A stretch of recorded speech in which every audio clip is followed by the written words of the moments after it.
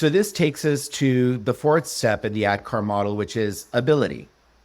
Here we see that to successfully implement organizational change, employees need to have the necessary skills and confidence to adopt the new processes or systems. This includes providing adequate training, resources, and support to ensure they feel empowered and capable of making the required changes. There are definitely things that you can do ahead of time to prepare your employees for the change at this stage in the project.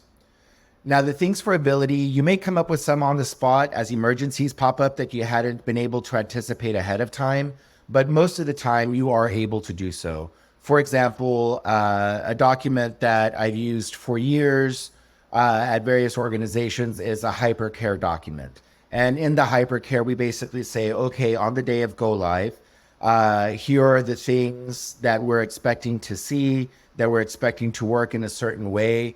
And if they don't, here are the processes that will go into place to correct the situation. Those can be anything from having coaches walking around the floor or trainers walking around the floor, answering questions for other professionals as they're encountering things for the first time. Another one may be to have like a war room open where people can go and show examples of things that are not working as anticipated. You never know what you don't know until you're faced with it for the first time. And this is not a bad thing. This happens in projects all the time. And all it is more learning for us as the change leaders, the project team, the stakeholder group that's leading this change, so that we can go and fill in all of those pieces for the next round of changes or to strengthen.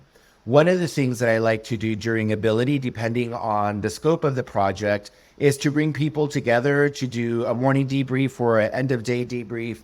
That way you're able to see, okay, what went well, what didn't go well, what questions do you anticipate based on the next things you might experience tomorrow. Just a quick little huddle. That way people feel connected, they feel engaged again, right? And that engagement is what keeps them motivated or gives them desire, because they know that they're going to be supported through this process. And that's what ability is really about, supporting our employees through that process.